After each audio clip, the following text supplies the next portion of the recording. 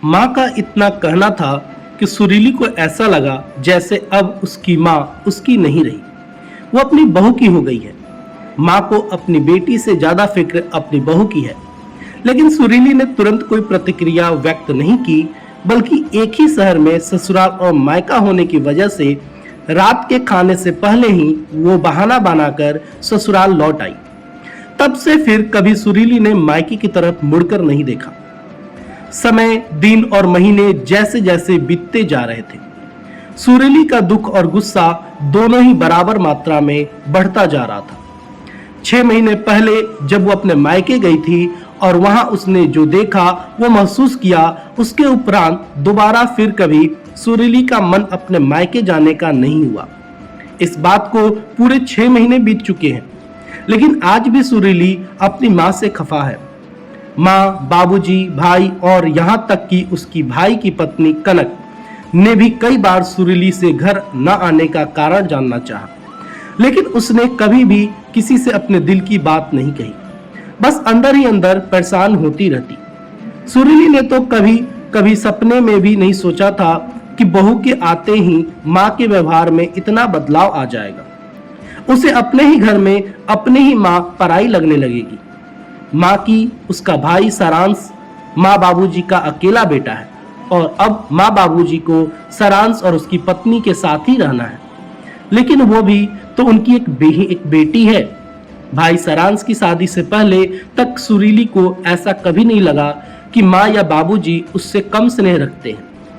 बावजूद इसके कि सारांश सुरीली से छोटा था, परंतु कनक के आने के पश्चात जब सुरीली अपने मायके पहुंची तो उसने घर और अपनी माँ के व्यवहार में कई परिवर्तन देखे। माँ का अपनी बहू कनक के प्रति अत्यधिक स्नेह व परवाह देख सुरीली को बिल्कुल भी अच्छा नहीं लगा और वो चिढ़ गई थी। भला बहू से कोई इतना स्नेह रखता है? यह बात सुरीली के समझ से परे था। सुरीली को अपनी माँ की ओर भी कुछ बातें पसंद नहीं आई। पहले जब कभी घर पर कोई छोटे से छोटा सामान भी खरीदा जाता, माँ सुरीली से अवश्य सलाह मशवरा करती और फिर उसके कहने अनुसार ही घर पर कोई सामान आता। लेकिन अब की बार घर के सारे पर्दे सुरीली की जानकारी के बगैर ही बदल दिए गए थे, वो भी वे पर्दे जिन्हें सुरीली ने पसंद करके लगाए थे। जब इस बारे में सुरीली ने अपनी माँ से बात की तो माँ बड़ी सहजता से कहने लगी, अरे वो कनक को ब्राइट कलर के पर्दे पसंद है ना, इसलिए उसने सारे पर्दे बदल दिए। मैंने ही कहा उससे बदल दो यदि तुम्हें पसंद नहीं है, आखिर अब यह तुम्हारा ही घर है। माँ का ऐसा कहना न जाने क्यों सुरीली को अंदर तक चुभ गया। उसे ऐसा लगा जैसे मायके के उसकी पकड़ ढीली पड़ती जा रही है। अभी सुरीली को मायके आए चंद घंटे ही हुए थे कि सुरीली से कनक बोली, दीदी आपको आलू चाट बहुत पसंद है ना, मैंने सारी तैयारियां कर रखी हैं, आपके लिए बनाकर ले आऊं? यह सुन सुरीली को थोड़ा अच्छा लगा और वो तन कर बोली, हाँ बना लाओ। और साथ ही साथ सुरीली ने रात के खाने का मेनू लिस्ट भी कनक को बता दिया। तब सुरीली की माँ बोली, सुरीली तुम भी जाकर किचन में कनक का हाथ बटाओ, वो अकेली यह सब नहीं कर पाएगी। माँ का इतना कहना था कि सुरीली को ऐसा लगा जैसे अब उसकी माँ उसकी नहीं रही, वो अपनी बहू की हो गई है। माँ को अपनी बेटी से ज्यादा फिक्र अपनी बहू की है, लेकिन सुरीली ने तुरंत कोई प्रतिक्रिया व्यक्त नहीं की, बल्कि एक ही शहर में ससुराल और मायका होने की वजह से रात के खाने से पहले ही वो बहाने बनाकर ससुराल लौट आई। तब से फिर कभी सुरीली ने मायके की तरफ मुड़कर नहीं देखा। एक शाम जब सुरीली मार्केट से घर पहुंची तो उसने देखा कि उसकी ननद मधु अपने बच्चों के साथ घर आई हुई है। यह देख सुरीली अंदर ही अंदर कसमसा कर रह गई। मधु का आना उसे कतई पसंद नहीं था और उससे भी अधिक मधु का यहाँ आकर अनावश्यक हस्तक्षेप करना तो उसे बिल्कुल नहीं भाता था। मधु का ऐसा व्यवहार सुरीली को अपने अस्तित्वहीनता का बोध कराता। अक्सर मधु का बेतकल्फा होना, अपने बच्चों की सारी जिम्मेदारी सुरीली पर डालकर आराम से बतियाना, अपनी सहेलियों से मिलने और घूमने चले जाना, यह सब सुरीली को परेशान करता, क्योंकि मधु के ऐसा करने से सुरीली पर घर के सारे काम का बोझ आ जाता। ऐसे ही कई छोटे छोटे कारणों के चलते मधु और सुरीली के मध्य तनाव बना रहता।